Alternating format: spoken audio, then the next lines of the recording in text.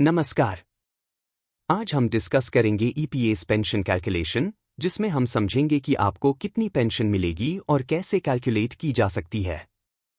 अगर आप employees pension scheme EPS के मेंबर है तो ये वीडियो आपके लिए बहुत इंपॉर्टेंट है। चलिए शुरू करते हैं।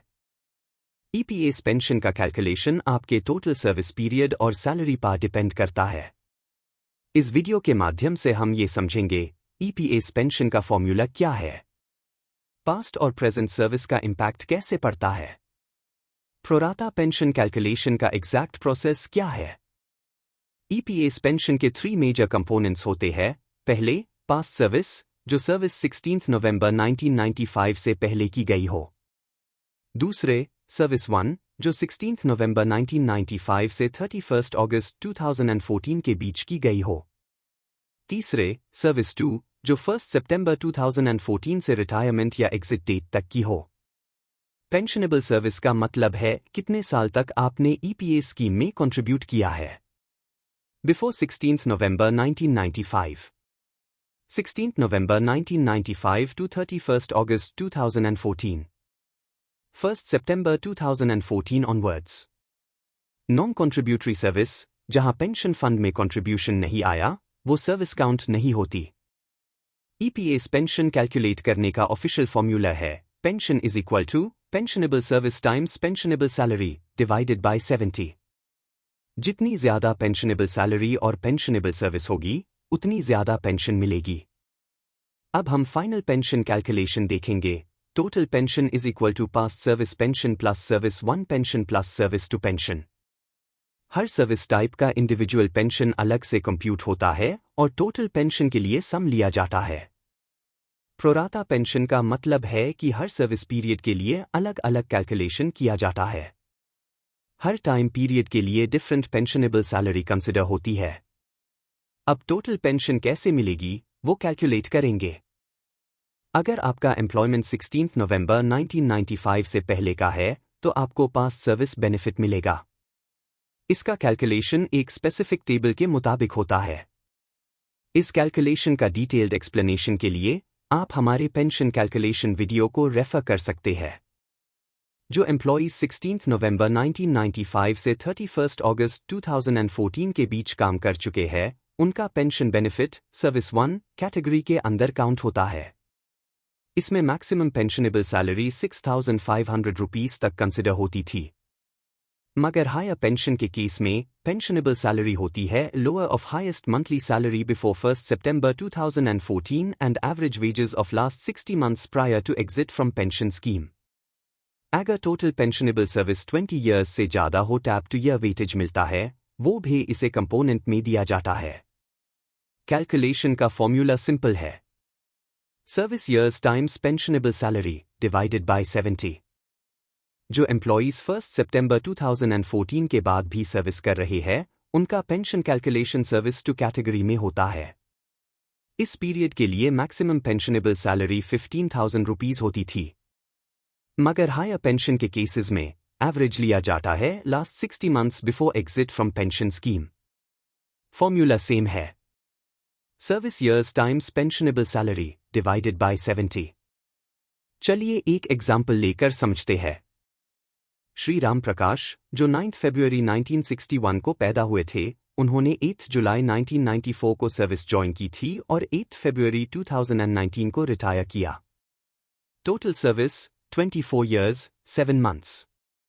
एज ऑन 16 नवंबर 1995, उनका मंथली वेज 915 रुपये था। अब हम इनका पेंशन कैलकुलेशन करेंगे। इनका डेट ऑफ ज्वाइनिंग है 8 जुलाई 1994 और डेट ऑफ एग्जिट है 8 फरवरी 2019। क्योंकि इन्होंने पूरे 58 ईयर्स तक सर्विस किया, जो नॉर्मल पेंशन के लिए मैक्सिमम एज है, इसलिए इन्हें सुपरएन्युएशन पेंशन मिलेगी। सर्विस 1 में मतलब 31 अगस्त 2014 से पहले सिर्फ एक दिन का नॉन कॉन्ट्रीब्यूटरी पीरियड है। सर्विस 2 में मतलब 31 अगस्त 2014 के बाद 10 दिन का नॉन कॉन्ट्रीब्यूटरी पीरियड है। ये एनसीपी पीरियड माइनस हो जाएगा और दोनों सर्विस की पेंशनेबल सर्विस कैलकुलेट होगी डेज में, जो बनती है 6,862 डेज और 1,611 डेज। क्योंकि 20 ईयर्स से ज़्यादा के पेंशनेबल सर्विस है तो 2 ईयर्स का बेनिफिट और मिलेगा। 3 तरीकों से पेंशनेबल सैलरी निकलेगे। पहले, average of 60 months before exit from pension scheme. दूसरे, मैक्सिमम बिफोर 31 अगस्त 2014। तीसरे, मैक्सिमम आफ्टर 1 सितंबर 2014। अब तीनों पेंशन के कैलकुलेशन देखते हैं प्रोराता बेसिस के हिसाब से। पास्ट सर्विस बेनिफिट कैलकुलेट करने के लिए पेंशन स्कीम का टेबल ए देखेंगे। क्योंकि सर्विस 11 ईयर्स से कम है और 16 नवंबर 1995 को वेजेस 2500 से कम है तो वैल्यू आएगी 80। अब इसे मल्टीपल करेंगे टेबल बी के फैक्टर से जो लेस देन 24 ईयर्स के हिसाब से बनेगा 6.101। इसका टोटल बनेगा 488। सर्विस 1 के पेंशन के लिए लोअर ऑफ 70,711 और 81,102 ले जाएगी, जो होगा 70711। इसको मल्टीपल करेंगे उस पीरियड के सर्विस से जो है 6,862 डेज और इसे डिवाइड करेंगे 365 से क्योंकि सर्विस डेज में ली थी और इसे डिवाइड करेंगे 70 से जो आएगा 18,990.95। सर्विस 2 के पेंशन के लिए लोअर ऑफ 92,603 और 81,102 ले जाएगी, जो आएगा 81102।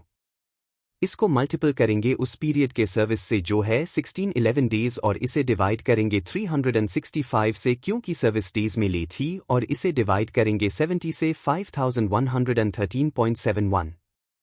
अब 2 ईयर वेटेज देंगे जो भी सर्विस 1 वाली पेंशनेबल सैलरी पीआर कैलकुलेट होगी, जो है 70,711 जो एगे 2020.31।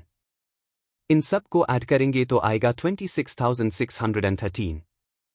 पेंशनर क्योंकि 58 ईयर्स में एग्जिट हुआ है, इसलिए पूरे पेंशन मिलेगी 100%।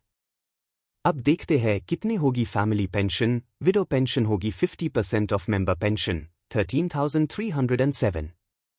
चिल्ड्रन पेंशन जो कि 25 ईयर्स के उम्र तक मिलेगी वो होगी 3,327 और ऑर्फन पेंशन जो 75% ऑफ विडो पेंशन होती है होगी 9,980।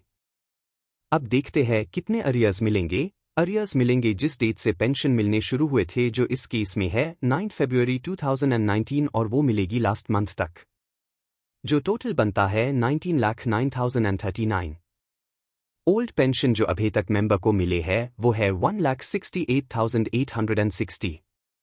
इनका डिफरेंस अमाउंट अब अरियर्स मिलेगा जो होगा 17,40,179।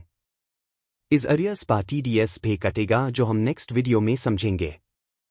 अगर आपको अपनी पेंशन कैलकुलेट करनी है बिना किसी कॉम्प्लेक्स फॉर्मूला के तो हम EPS पेंशन कैलकुलेटर लॉन्च कर रहे हैं।